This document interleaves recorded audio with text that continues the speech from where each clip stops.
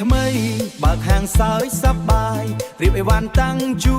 ចិត្តសង្ឃឹមលក់ដាច់ខ្លាំងកាហ្វេមួយពេងក្តៅ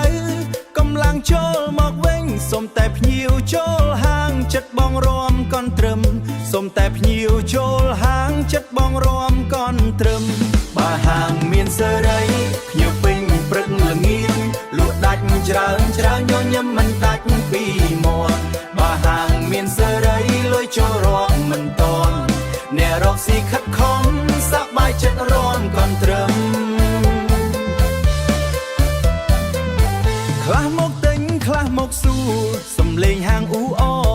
ថ្លៃថោកមិនអួតអាងស្មោះត្រង់ជូនអតិថិជន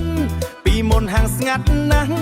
ឥឡូវភ្ញៀវមកជ្រៀតកន្ទ្រឹមមិនលឺសូចិត្តបងរំភើបណាស់កន្ទ្រឹមមិនលឺសូចិត្តបងរំភើបណាស់បើហាងមានសេរីភ្ញៀវពេញព្រឹកល្ងាចលក់ដាច់ច្រើនញញឹមមិនដាច់ពីមាត់បើហាងមានសេរីលុយចូលរកមិនតន់អ្នករកស៊ីខិតខំសប្បាយចិត្តរំកន់ត្រឹម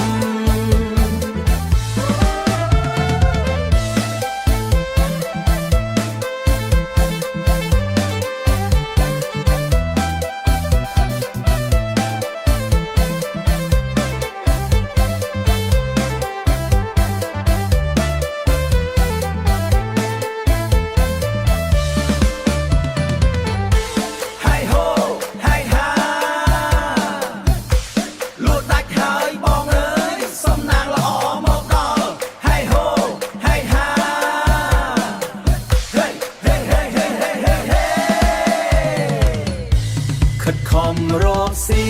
សេរី